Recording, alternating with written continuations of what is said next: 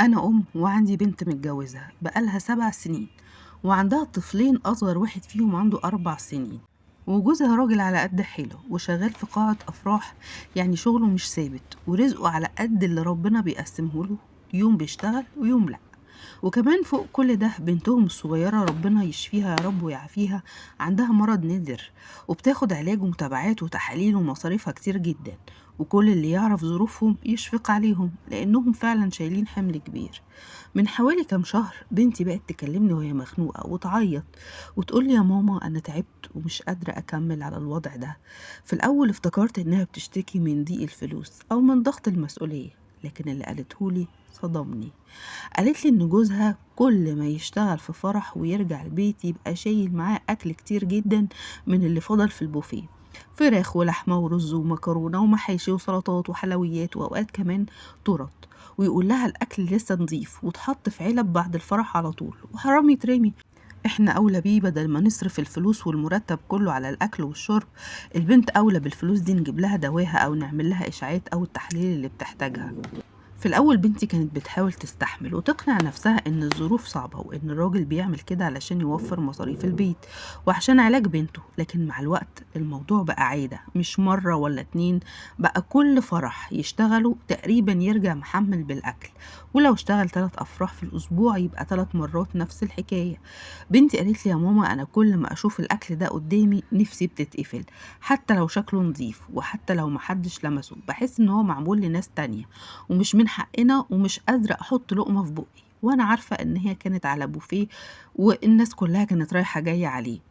وقالت لي أكتر حاجة بتوجعني إن ولادي بقوا متعودين يسألوا بابا جاب إيه من الفرح النهاردة بدل ما يستنوا أكلة معمولة لهم مخصوص في بيتهم، وحاسة إنهم بيتربوا على حاجة مش مقتنعة بيها بصراحة. أنا سألتها هو بيجيب الأكل ده من غير علم أصحاب القاعة ولا إيه؟ فقالت لي لأ يا ماما، هو بيقول إن الأكل اللي بيفضل بيتقسم على العمال كلهم وده بدل ما يترمي، وإنه عمره ما خد حاجة من غير إذن. قلت لها طيب ما يمكن فعلا بيحاول يوفر عليكم شوية المصاريف، خصوصا إن علاج البنت مكلف جدا. فقالت لي أنا مقدرة ده وعارفة إن هو بيتعب جدا، بس أنا نفسي حتى لو هناكل عيش وجبنة يبقى من بيتنا ومن تعبنا مش أكل راجع من فرح. وقالت لي إنها اتكلمت معاه كتير مرة واتنين وعشرة بكل هدوء، وقالت له يا ريت تقلل الموضوع ده أو بلاش تجيب خالص، أو لو أنت بقى مصمم مرة واحدة كل فترة. لكن كل مرة يرد بنفس الجملة ويقول لها أنا مش بسرق، الأكل ده كان هيتكب في الزبالة وأنا باخده بدل ما يترمي وربنا هيحاسبنا على النعمة. فهي قالت له بقى أنا مش بتهمك بحاجة وحشة ولا بقول إنك حرامي، لكن أنا نفسيتي تعبت جدا ومش قادرة أتقبل الموضوع ده. وهو كان بيزعل جدا ويحس إن هي بتقلل منه وإنها مش حاسة بكم الضغوط اللي على كتفه، وإنها مش مقدرة إن هو بيحاول يوفر أي جنيه علشان البيت وعلاج بنته. آخر مرة الخلاف بينهم كبر جدا لأن المرة دي بقى رجع بكمية كبيرة جدا من الأكل وقال لها سخنيه للعشاء وبكرة نتغدى بالباقي. وهي رفضت وقالت له أنا مش هاكل من الأكل ده ولا هأكل ولادي منه، لو أنت عايز كله أنت براحتك، لكن أنا وولادي مش هنمد إيدينا في الأكل ده خالص. وقتها بقى اتعصب جدا وقال لها يعني أنت عايزة نرمي الأكل ده؟ ده نعمة ربنا ونروح نستلف فلوس عشان نجيب أكل جديد؟ انتي مش حاسة بالظروف ولا بالديون اللي علينا ولا بالعلاج اللي بندفع فيه دم قلبنا؟ ومن يومها وهي زعلانة وهو زعلان وكل واحد شايف ان هو الصح.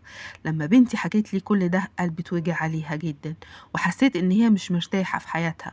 وبصراحة قلت في نفسي هو معقول توصل بيهم الظروف ان اكلهم الاساسي يبقى من بواقي الافراح حتى لو الاكل نظيف وحتى لو محدش لمسه؟ أنا من خوفي على بنتي قلت لها هو مش هيبطل اللي بيعمله ومش هيحاول يغير من نفسه. تعالي اقعدي عندي وانا مش هسيبك تعيشي مكسوره بالشكل ده، ولو عايز الطلاق انا هقف جنبك وتطلقي منه. لكن بعد ما قلت الكلام ده لقيت ناس من العيله هجموا عليا وقالوا لي انتي متسرعه جدا والراجل ما عملش حاجه حرام، بالعكس ده بيحاول يحافظ على بيته ويوفر مصاريفه، وبدل ما الاكل يترمي بياخده باذن الناس وبيأكل عياله منه. وقالوا لي بدل ما تشجعي بنتك على الطلاق حاولي تصلحي بينهم، لان الراجل واضح ان هو مضغوط جدا ومش بيعمل كده بخل ولا استسهال، لكن بسبب الظروف اللي هو فيها.